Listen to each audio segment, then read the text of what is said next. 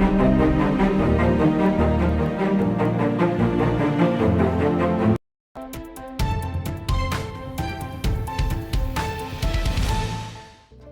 मैं हूं सूरज कुमार। आप देख रहे हैं NWD न्यूज एक्सप्रेस। बादा में लोक जनशक्ति पार्टी रामविलास के द्वारा जन संवाद कार्यक्रम का आयोजन किया गया।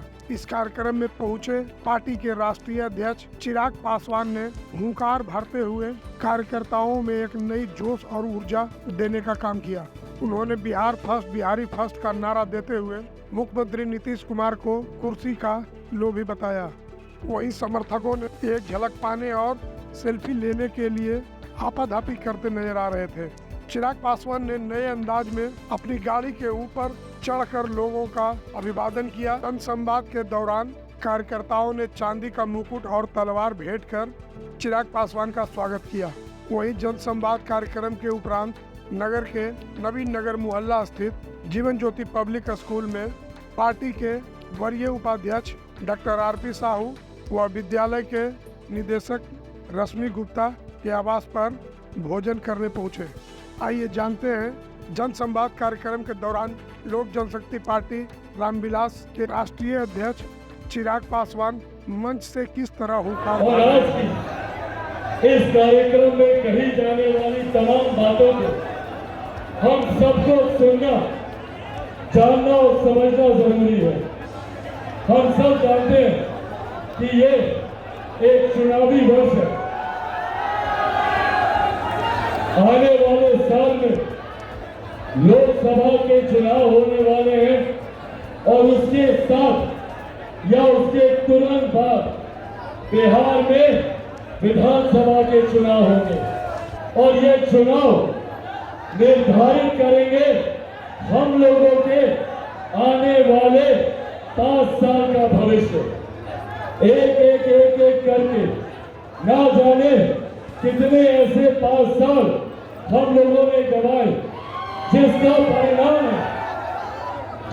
परिणाम है कि आजादी के 75 साल के बाद आज भी बिहार प्रदेश एक पिछड़ा प्रदेश कहलाता है।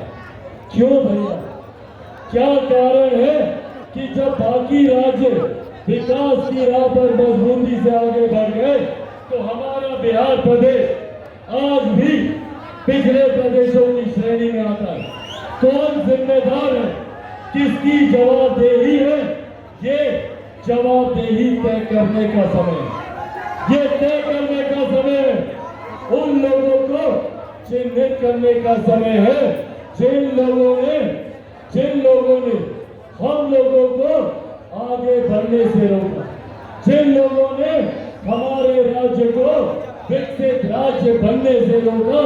ऐसे लोगों की जिम्मेदारी तय करने का समय है।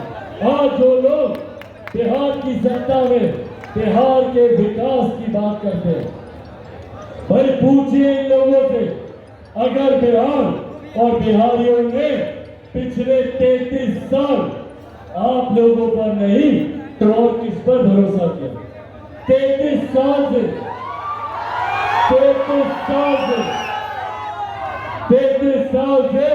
बिहार में इन्हीं लोगों की सरकार चल रही है। आज जो लोग बिहार में गठबंधन बनाकर बैठे हैं, पिछले 33 साल से यही लोग और इनके गठबंधन के घटाधर बिहार पे शासन करने का काम कर रहे हैं। जिन लोगों से इन 33 सालों में बिहार का विकास नहीं हुआ, वो लोग आज बिहार में विकास की बात करेंगे। आज हालात देख लीजिए बिहार के। हर कार्य के लिए बिहारियों को दूसरे प्रदेश जाने के लिए मजबूर होना पड़ता है। मैं दिल्ली में रहा हूं, बंबई में मैंने काम किया, पर आज तक मैंने कभी नहीं सुना कि कोई दिल्ली का लड़का बिहार आता हो शिक्षा के लिए। आप लोगों ने सुना क्या? बंबई का कोई लड़का लड़की बिहार आया है रोजगार के लिए? तो फिर क्यों सिर्फ हम बिहारियों को ही दूसरे प्रदेश जाना पड़ता है शिक्षा के लिए, रोजगार के लिए? यहाँ बुजुर्ग मौजूद है, इनको हम देखते हैं दिल्ली में जाकर एम्स के सामने लाइन लगाकर खड़े रहेंगे दिनों दिन तक डॉक्टर से मिलने के लिए। क्यों ये सुख सुविधा हमें हमारे प्रदेश में नहीं मिलती? अगर दूसरे राज्यों में अगर अस्पताल बने तो हमारे राज्य में क्यों नहीं बने? भारत एक साथ आजाद हुआ, भारत के तमाम प्रदेश एक साथ आजाद हुए, तो फिर क्या कारण है भैया कि कहीं दिल्ली मुंबई जैसे चमचमाते शहर बने और वही दूसरी तरफ हमारा बिहार प्रदेश जिसको आज भी विकसित राज्यों की श्रेणी में गिना जाता है। दूसरे राज्यों में लोग जब विकास की बात करते हैं तो बात करेंगे भैया शॉपिंग मॉल की, मल्टीप्लेक्सेस की, मेट्रो ट्रेन की, बुलेट ट्रेन की, और हमारे प्रदेश में आजादी के 75 साल के बाद आज भी अगर हम लोग विकास की बात करेंगे तो हमारी सोच सीमित होकर रह जाती है कि कैसे मेरे आंगन में एगो चापाकल गड़े, कैसे हमारे गांव में ट्रांसफार्मर आए, कैसे हमारे घर के सामने नली गली बने। ये विकास की सोच बिहार में सीमित होकर रह गई है। और आज जब चिराग पासवान इस सोच के खिलाफ एक विकसित राज्य बनाने की बात करता है, इस सोच के खिलाफ बिहार को नंबर 1 राज्य बनाने की बात करता है, जब चिराग पासवान बिहार को फर्स्ट और बिहारियों को फर्स्ट बनाने की बात करता है, जब बिहार को फर्स्ट और बिहारियों को फर्स्ट बनाने की बात करता है, तो मुख्यमंत्री नीतीश कुमार जी को गुस्सा आता है। मुख्यमंत्री नीतीश कुमार जी ने पूरी शक्ति लगा दी चिराग पासवान को समाप्त करने के लिए, चिराग पासवान की राजनीतिक हत्या करने के लिए। क्यों भैया, क्या कसूर है चिराग पासवान का? क्या गुनाह किया चिराग पासवान ने? ना हमारे पास कोई आय से ज्यादा संपत्ति, ना हमारे पास कोर्ट कचहरी में कोई मुकदमा चल रहा, तो फिर क्यों सारी शक्तियां चिराग पासवान को समाप्त करना चाहती है? क्योंकि चिराग पासवान बिहार के विकास की बात करता है। बिहार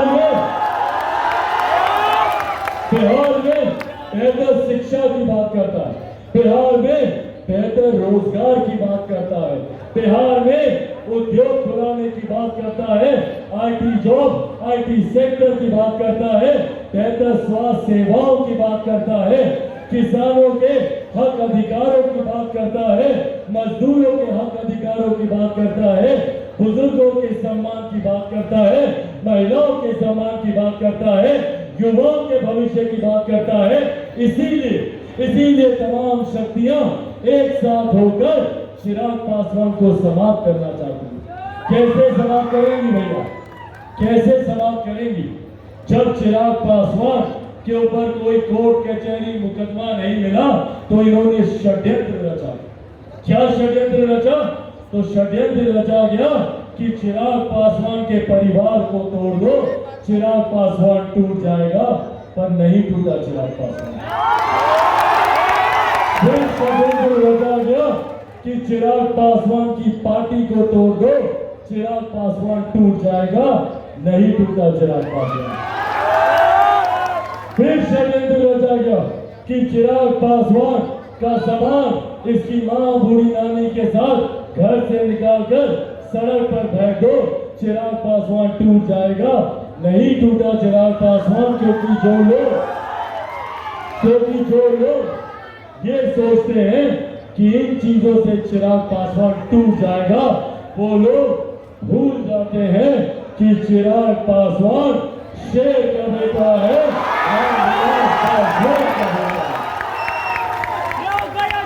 भैया।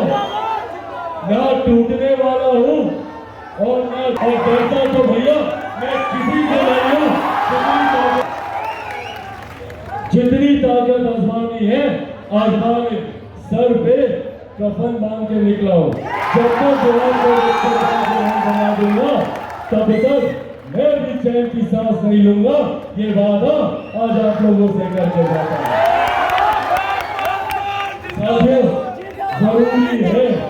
जरूरी है विकास की सोच के साथ आगे बढ़ना। जरूरी है ऐसे नेता और ऐसे राजनीतिक दलों को सत्ता में चुनकर लाना जो लोग सही में बिहार में विकास की बात करें। आज जितने लोग बिहार की सत्ता में बैठे, मुख्यमंत्री नीतीश कुमार जी स्वयं, उन्होंने सिर्फ जात पात धर्म मजहब की राजनीति करने का काम किया। कभी दलित को महादलित, कभी पिछड़ा को अति पिछड़ा, कभी अगड़ा, कभी पिछड़ा, कभी हिंदू, कभी मुस्लिम, कभी लव, कभी कुश, कभी कोरी, कभी कुर्मी, कभी महिला, कभी पुरुष, सिर्फ हम लोग को बांटने का काम किया। और बदले में हम लोग को क्या मिला? आज भी बिहारी मूलभूत जरूरतों के अभाव से जूझे। आज भी बिहार में छोटी छोटी सुविधाएं हम लोग के लिए बड़ी समस्या बना हुआ। आज एक बरसात नहीं होती कि सड़क के हालात देख लीजिए। आज पूरा बिहार जल जमाव से ग्रसित है और ये हर साल की समस्या, कहीं सुखाड़ तो कहीं बाढ़। और ऐसे में मुख्यमंत्री नीतीश कुमार जी का ध्यान सिर्फ और सिर्फ अपनी कुर्सी बचाने का। इस गठबंधन में रहेंगे तब भी मुख्यमंत्री हो रहेंगे, उस गठबंधन में जाएंगे तब भी मुख्यमंत्री हो ही रहेंगे। तो जो मुख्यमंत्री सिर्फ सत्ता की राजनीति करते हैं, जिनके लिए सिर्फ राजनीति का मतलब मुख्यमंत्री की कुर्सी हो, ऐसे मुख्यमंत्री को मुख्यमंत्री बने रहना चाहिए क्या? आज कहीं पर भी प्रधानमंत्री बनने की बात आती है विपक्ष के द्वारा, तो सबसे पहले भागे भागे कौन पहुंचते हैं? कौन पहुंचते हैं? नीतीश कुमार जी। पर बिहार में जो रोज हत्याएं होती हैं, बलात्कार होता है, अपहरण होता है, डकैती होती है, उसमें कभी देखे कि मुख्यमंत्री नीतीश कुमार जी गए हो? आए कभी किसी के गांव में? उसके बाद बातें देख लीजिए कि भाई 10 लाख क्या, हम 20 लाख रोजगार देंगे। 20 आदमी को भी रोजगार मिला है क्या? मिला है किसी को रोजगार? अगर मिला तो हाथ उठा के बोलिए, मिला किसी को? मिला किसी को? ये तो हालात है मुख्यमंत्री की। आज बिहार बद से बदतर हालात में जा रहा है, तो इसका जिम्मेदार कौन है भैया? कौन है जिम्मेदार?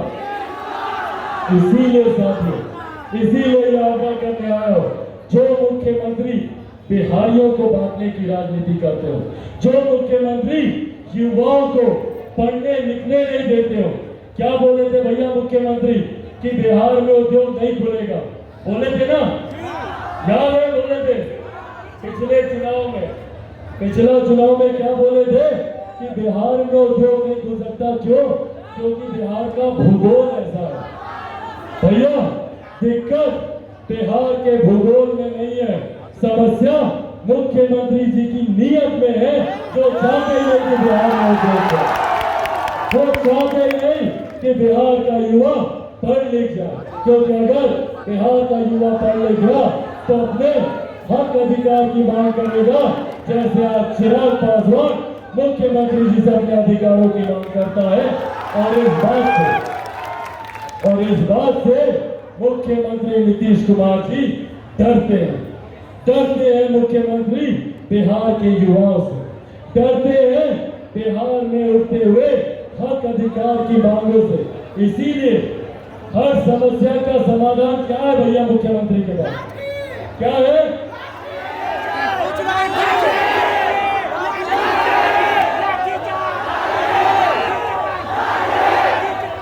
मैं मीडिया के साथियों से आग्रह करूंगा, समाधान यात्रा पे निकले थे मुख्यमंत्री, बताएं क्या समाधान ढूंढे, बताएं क्या समाधान ढूंढे।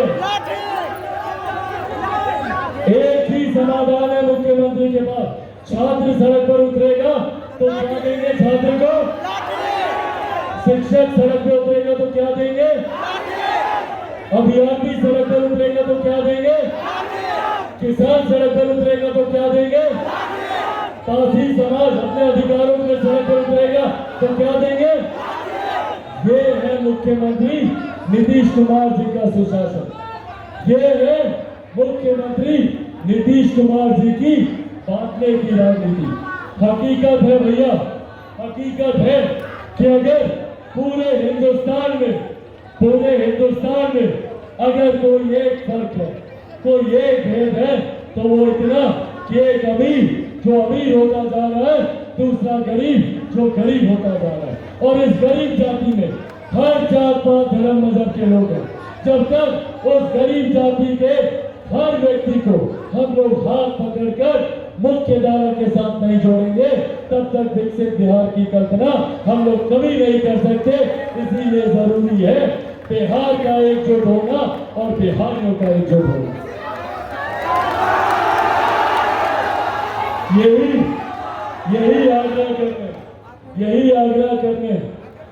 आग्रह करने आज आप सबके बीच आ रहा हूं। बिहार को जातियों में निरंतरता में बांटा गया, बिहार को अलग अलग धर्म समुदायों में बांटा गया, पर अब जरूरत है जात पात धर्म मजहब से उठने की। और ये आह्वान मैं खास तौर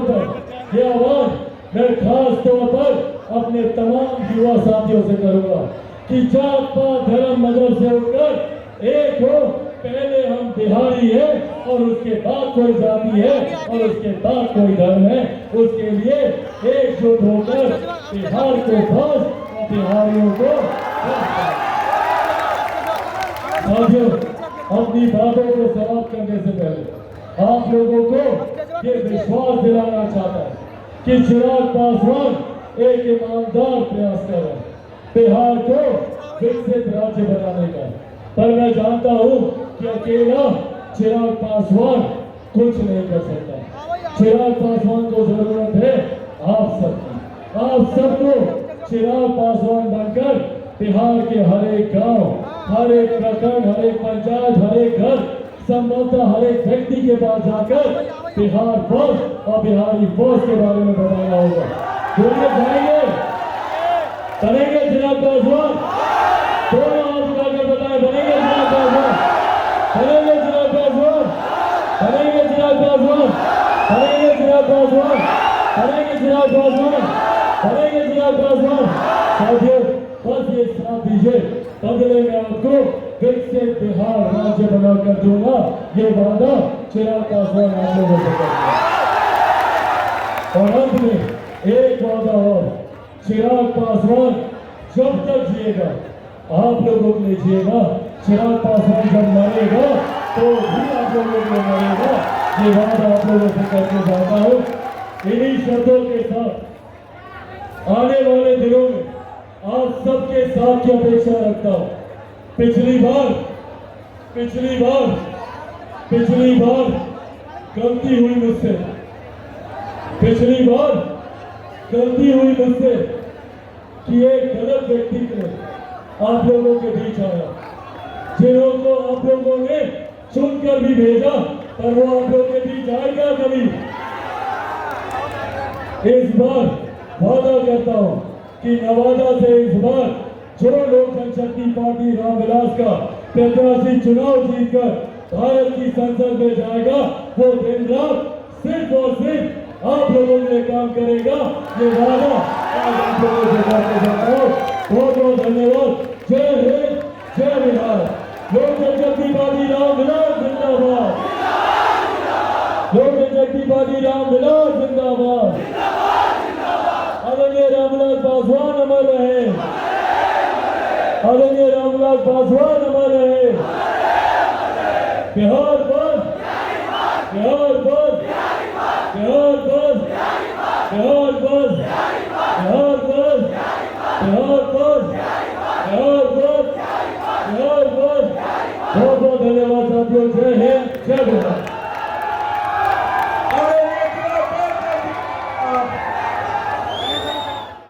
चिराग पासवान नवादा से प्रस्थान करने से पहले जीवन ज्योति पब्लिक स्कूल में मीडिया से मुखातिब हुए और उन्होंने लोकसभा तथा विधानसभा को लेकर क्या कुछ कह रहे हैं, आइए सुनते हैं प्रेस वार्ता। हमारे चैनल को लाइक सब्सक्राइब करना नहीं भूलें। धन्यवाद।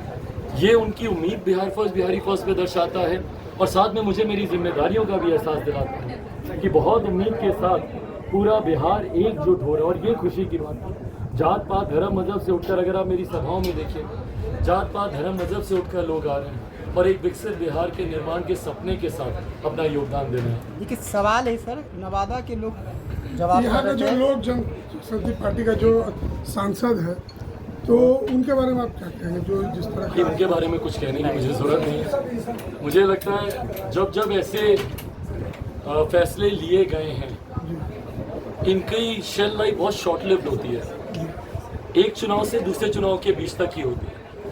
अगला चुनाव अब ज़्यादा दूर नहीं है, उस चुनाव में पता चल जाएगा। और मैं तमाम ऐसे फैसलों की बात कर रहा हूँ। शुरुआत तो हम ही लोगों से हुई, हम ही लोग का परिवार पार्टी टूटी, बट उसके बाद श्रृंखला बढ़ी, शिवसेना के साथ भी हुआ और अब हम लोग शरद पवार जी की पार्टी के साथ भी देख रहे हैं। पर मुझे लगता है कि अगला चुनाव जो तुरंत अब लोकसभा का होने वाला है, वो इस बात को साबित कर देगा कि कौन सही है कौन गलत था।